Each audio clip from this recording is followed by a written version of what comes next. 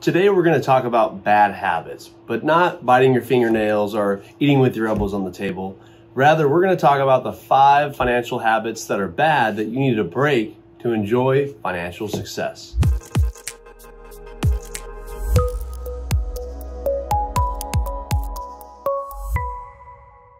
Hi everyone, welcome. Thanks for stopping by the Financial Beat YouTube channel. For those of you that haven't stopped by yet, I'm Logan Sadler.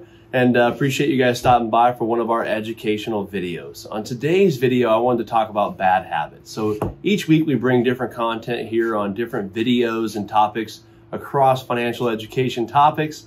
And today I wanted to talk about 5 bad habits that you should break to help you achieve a little bit better financial success, or maybe in some cases drastic changes for financial success. So, one thing I always preach when I'm meeting with clients of ours is a lot of the times it's not huge changes that make the biggest difference, right? Sometimes it's small changes over a long period of time can really make a difference. So I wanted to start with number 1. This is something I see all the time, is ignoring your financial statements. Okay, so if you're one of those people out there, and I know some of us are probably guilty of it, maybe that statement came in and we put it in that drawer, in that file on our counter, and we have no idea where it ended up, right? Or we never open it each month. We just grab it and throw it with the rest of those statements that come in from car insurance and things of that sort. Maybe we've never looked at it, or it's been a very long time.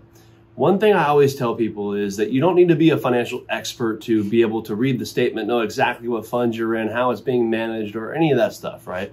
What's really important is to understand knowing how to read the statement, knowing, okay, here's my account balance last quarter or last year. Here's where I'm at today, here's how much I'm contributing, and kind of go over all of that, seeing where the fees are. That's very important. But just understanding what the general concept is of that statement and just kind of knowing where you're at.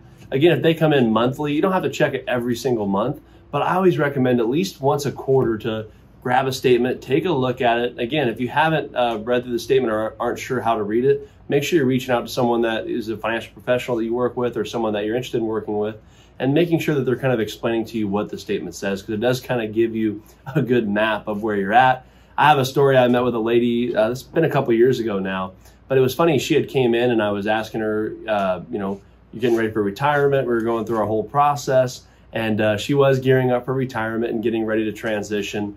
And I had asked her how much she had saved for retirement and her accounts and all that. So we were going over everything. It was very interesting. She said she had around $200,000 saved for retirement. And I said, awesome, that's great. So I was able to grab the statement, kind of read through it. Are you aware there's actually 2 accounts in here, and you actually have one with 200,000, one with another 75,000? She was like, nope, I had no idea, right? She never really took a look at the statement. She was very honest. And she said, you know what? I think I get another thing in the mail from somebody else, but I don't think it's really mine, or I'm not sure what it was. Anyway, come to find out, she had 3 or 4 other accounts at old 401ks, old IRAs that she didn't know about. And it told she had around $500,000 saved for retirement, that she really, found $200,000 plus, right? So it was a good scenario, but she definitely admitted that she wishes she would have been more on top of it. Number 1, it just helps you kind of understand a little bit more about where you're at, what your picture is going to look like, even if you're not gearing up for retirement. Even those of you that are younger watching this, it is a great thing. So keeping track of your statements and making sure you're not ignoring them, very, very important. Number 2, being addicted to a rising stock market.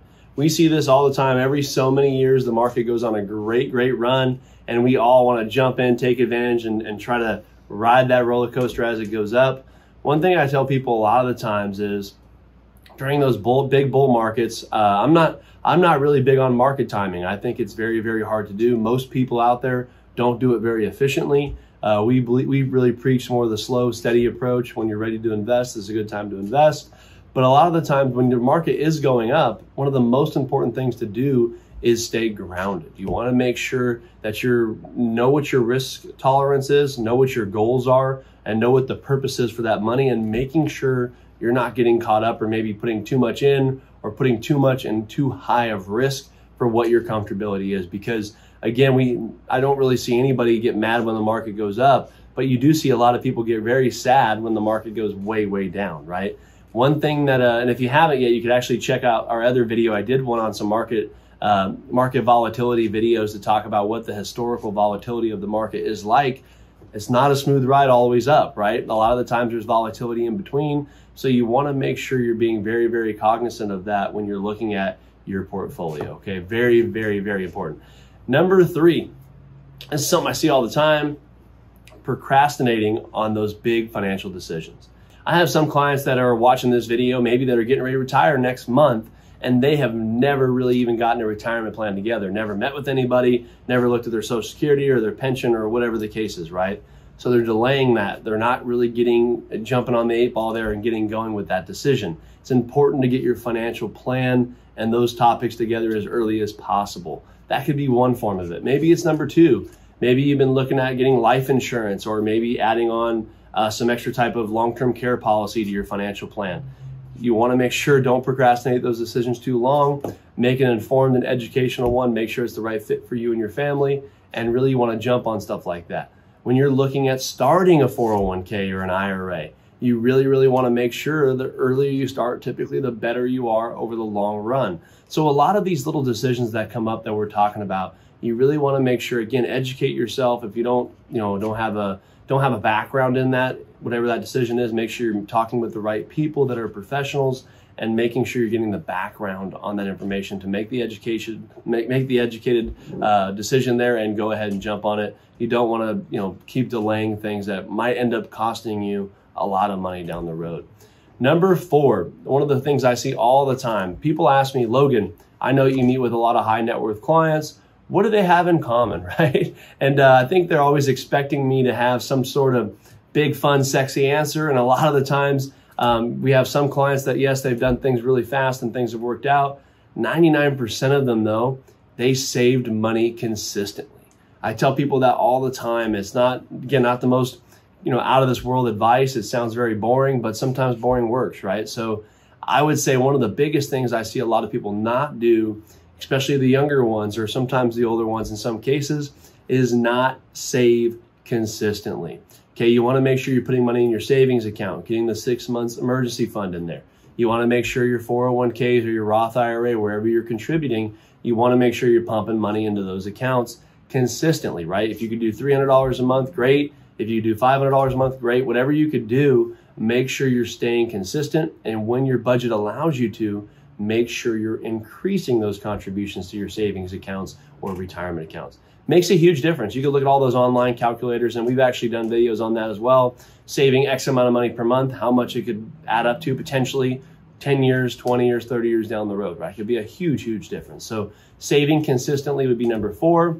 The other one is constantly trying to hope for different outcomes without making any changes.